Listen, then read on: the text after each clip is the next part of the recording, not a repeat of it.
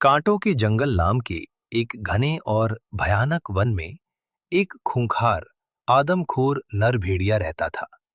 उसकी खाल राख सी काली थी और उसकी आंखें रात की अंधेरी कोठरी की तरह डरावनी थीं। यह नर भेड़िया इतना नरभक्षी था कि वह जंगल से गुजरने वाले हर राहगीर को बेरहमी से मार डालता और उसका मांस खा जाता। उसकी दहशत इतनी बढ़ गई थी कि आसपास के गांवों के लोगों ने उस जंगल के रास्ते से आना जाना पूरी तरह बंद कर दिया। जंगल पूरी तरह से सुनसान हो गया। जब जंगल में कोई शिकार नहीं बचा, तो वह विशाल डरावना नर भेड़िया भूख और तड़प से पागल होने लगा। उसकी आंखों में मांस की प्यास जल रही थी। अपनी भयानक भूख मिटाने के लिए उसने अंधेरी रात में चुपचाप जंगल की सीमा पार की और पास के विशाल और समृद्ध राज्य की ओर निकल पड़ा। राज्य की चकाचौंध भरी गलियों में आकर भी उसकी डरावनी सूरत और खूंखार गुर्राहट कम नहीं हुई थी। रात के अंधेरे में वह शिकार की तलाश में घूम रहा था। शिकार की तलाश में वह नर भेड़िया देवगढ़ राज्य में पहुंचा। सूर्यास्त के बाद वह राज्य की सीमा में प्रवेश करता, किसी इंसान का शिकार करता और उसे घने कांटों के जंगल में खींच ले जाता। हर दिन लोगों की मौत हो रही थी। महाराज वीरेंद्र ने इस समस्या को हल करने की बहुत कोशिश की। उन्होंने अपने सबसे बहादुर सैनिकों के दल को नर भेड़िया को पकड़ने या मारने के लिए जंगल में भेजा, पर हर बार सैनिकों के कटे हुए शरीर ही वापस लौटते थे। कोई भी उस नर भेड़िया की शक्ति और क्रूरता के आगे टिक नहीं पाता था। राजा के लिए यह एक विकट समस्या बन गई थी। एक अंधेरी रात नर भेड़िया शिकार की तलाश में राजमहल के पास आया। उस रात उसने राजमहल के पीछे बने सुंदर शांत बगीचे में राजकुमारी रोहिणी को देखा। रोहिणी पूर्णिमा की चांदनी में बैठी थी, अपने बाल संवार रही थी। नर भेड़िया, जो आज तक केवल खून और हिंसा जानता था, उसकी सुंदरता देखकर स्तब्ध रह गया। वह वहीं झाड़ियों में छिपकर आंखें फाड़कर रोहिणी को देखता रहा।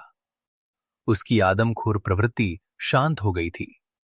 वह समझ गया कि वह रोहिणी को किसी भी हाल में मार नहीं सकता। वह रोज रात को चुपके से आता और रोहिणी को दूर से देखता।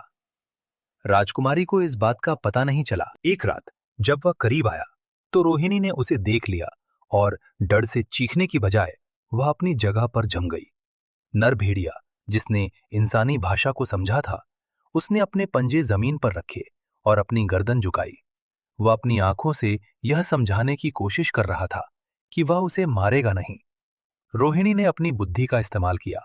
उसने देखा कि उसकी आंखों में अब पुरानी प्यास नहीं थी। रोहिणी ने धीमी, कांपते हुए आवाज में पूछा, तुम यहां क्यों आते हो? तुम मुझे मारोगे तो नहीं? नर भेड़िया ने धीरे से सिर हिलाया। उसने जमीन पर एक टूटी हुई टहनी से कुछ अजीब आकृतियां बनाई, मानो अपनी कहानी बता रहा हो। जंगल में अकेलापन और अब रोहिणी के पास आना। रोहिणी ने साहस किया और पहला कदम आगे बढ़ाया। तुम अकेले हो? मैं भी अक्सर यहां अकेली रहती हूं। उसने जानबूझकर उदास आवाज में कहा। हम दोस्त हो सकते हैं। नर भेड़िया की आंखों में पहली बार खुशी की चमक आई। वह उस रात वही रहा, रोहिणी से थोड़ी दूरी पर। यह सिलसिला 2-3 रातों तक चला। रोहिणी दिखावे के लिए नर भेड़िया से बातें करती रही। उसे लगा कि नर भेड़िया उस पर पूरी तरह विश्वास करने लगा है। चौथी रात को रोहिणी ने अचानक उदास होकर कहा, मुझे डर है, अगर किसी ने हमें यहां साथ देख लिया तो तुम्हें मार दिया जाएगा। मैं तुम्हें बचाना चाहती हूं। नर भेड़िया चिंतित हो गया। रोहिणी ने फिर फुसफुसाते हुए, झूठी चिंता दिखाते हुए कहा, कल रात हम एक सुरक्षित जगह मिलेंगे, जहां कोई खतरा ना हो। महल के पीछे की वीरान जमीन पर आओ। नर भेड़िया प्रेम और दोस्ती के धोखे में पूरी तरह फंस चुका था। उसने संतुष्टि से सिर हिलाया और रोहिणी को अपनी नई दोस्त मानकर अंधेरी रात में तेजी से जंगल की ओर गायब हो गया। रोहिणी महल में वापस आई। उसके होठों पर अब दया या दोस्ती नहीं, बल्कि विजय की क्रूर मुस्कान थी। उसे पता था कि उसने एक खतरनाक जानलेवा जाल बुना है। अगली रात रोहिणी के आदेश पर महल के पीछे की जमीन पर एक विशाल मजबूत लोहे का जाल बिछा दिया गया। उस पर पत्ते और घास बिछाकर उसे कुशलता से छिपा दिया गया। निर्धारित समय पर नर भेड़िया अपनी नई दोस्त से मिलने की उम्मीद में आया। उसने अपने कदम बढ़ाए और जैसे ही उसने उस जगह पर पहला कदम रखा, वो जमीन के नीचे गड़े लोहे के बड़े जाल में धड़ाम से गिर पड़ा। जाल बंद होते ही लोहे की तीखी सलाखें उसके विशाल शरीर में चुभ गईं। नर भेड़िया दर्द और निराशा में पागल होकर दहाड़ा। उसकी दहाड़ से राज्य कांप उठा और तभी वहां खड़े सैनिक बाहर निकले। नर भेड़िया जाल में फंसा हुआ गुस्से से सैनिकों को देख रहा था। तभी उसने देखा राजकुमारी रोहिणी महल की दीवार पर खड़ी थी। उसके चेहरे पर प्यार या चिंता नहीं, बल्कि एक ठंडी, क्रूर मुस्कान थी जो अंधेरे में चमक रही थी। नर भेड़िया को अब समझ आया कि यह सब एक चाल थी। उसकी दोस्ती, उसका विश्वास, सब कुछ एक भयानक साजिश थी। प्रेम के धोखे ने उसे पागल कर दिया।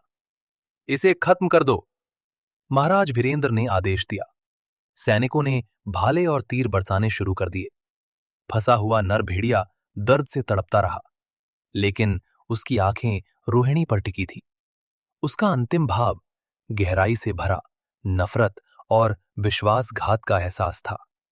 तीरों और भालों के अनगिनत वार से अंततः नर भेड़िया जमीन पर गिर पड़ा।